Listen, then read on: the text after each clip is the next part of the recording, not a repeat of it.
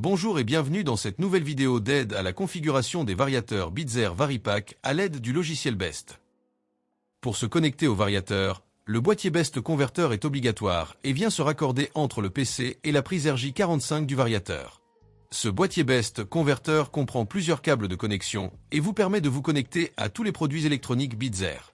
Pour les Varipack, il faudra utiliser le câble repéré avec les colliers plastiques bleus à chaque extrémité. Le logiciel Best est téléchargeable gratuitement sur notre site internet. Une fois que le logiciel est ouvert, vous devez télécharger l'application correspondante au produit sur lequel vous voulez vous connecter. Pour ce faire, cliquez sur Nouveau dans la barre d'outils et sélectionnez dans la liste déroulante le produit correspondant. Dans notre cas, il s'agit du Varipack deuxième génération.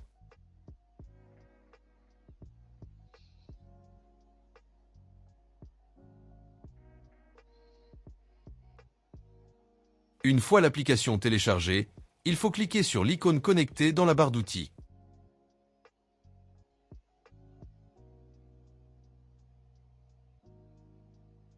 La connexion est alors établie entre le PC et le variateur. Vous retrouvez le statut de connexion en bas à gauche de votre écran. Sans connexion, la LED est rouge. Elle devient verte lorsque vous êtes connecté. En cliquant sur l'onglet Configuration, on retrouve les paramètres configurables sur 3 colonnes distinctes. Une pour les paramètres par défaut, la seconde pour les réglages actuels du variateur et la dernière pour les réglages utilisateurs. Commençons par la configuration du compresseur. Dans la fenêtre, choisir le modèle du compresseur ou bien dans la barre de recherche, vous pouvez taper le modèle du compresseur. Une fois le compresseur sélectionné, vous serez alors invité à renseigner le type du moteur et le couplage électrique correspondant à votre application.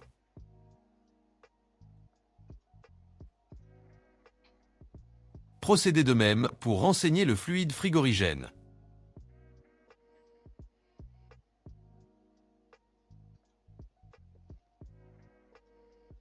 Puis le numéro de série du compresseur que vous retrouverez sur sa plaque signalétique.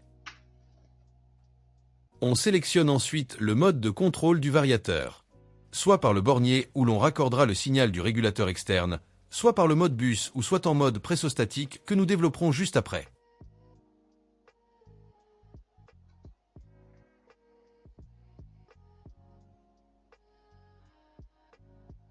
Transférez ensuite les paramètres en cliquant sur l'icône Transfert dans la barre d'outils. Sélectionnez Transférer les paramètres utilisateurs vers le périphérique.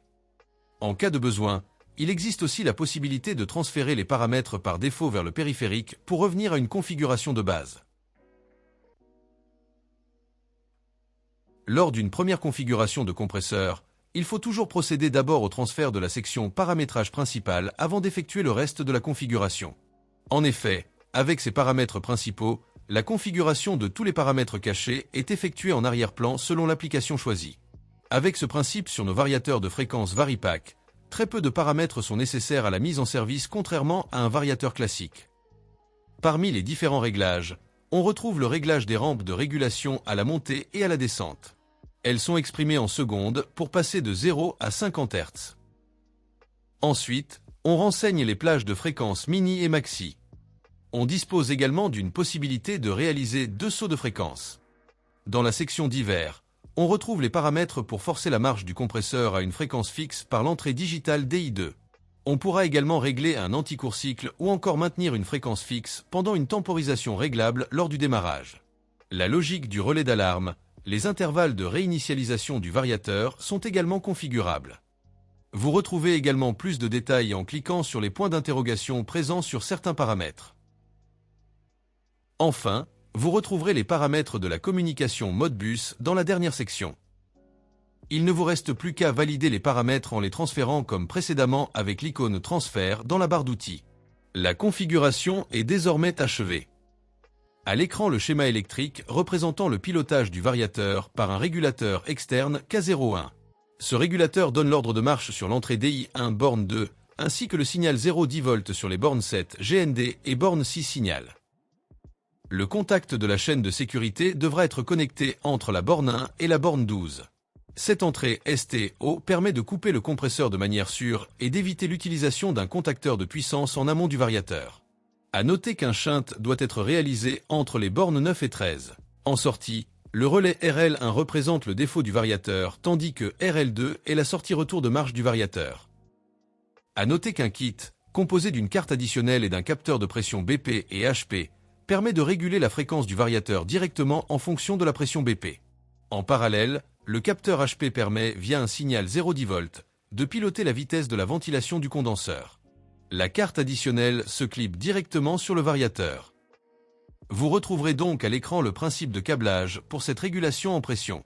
Les capteurs BP et HP sont donc raccordés directement sur le variateur comme représenté sur le schéma. On notera la sortie analogique 0,10 V entre les bornes 7 et 8 pour le pilotage de la ventilation du condenseur si nécessaire. Sur la carte additionnelle représentée qu'à 23 sur le schéma, on pourra sur la borne 1 raccorder un contact permettant le décalage de point de consigne de la température d'évaporation. On a également la même fonctionnalité avec la borne 2 où l'on décalera ici la consigne de la température de condensation. De plus, le relais RL3 permet le pilotage d'un deuxième compresseur en tout ou rien en fonction de la température d'évaporation et en adéquation avec le compresseur varié. Pour ce mode de fonctionnement en pression, il faudra ajuster la configuration du variateur. Dans le mode de contrôle, il faudra sélectionner le mode pressostatique qui permet d'activer les fonctionnalités de la carte d'extension. Ainsi, 3 nouvelles sections de paramètres apparaissent à l'écran. Dans la section évaporation, on configurera la consigne de la température d'évaporation souhaitée, la deuxième consigne d'évaporation active lors de la fermeture de l'entrée digitale dédiée, la consigne de température du pump down, la coupure basse pression de sécurité et les paramètres de la rapidité de la régulation, gain plus intégral.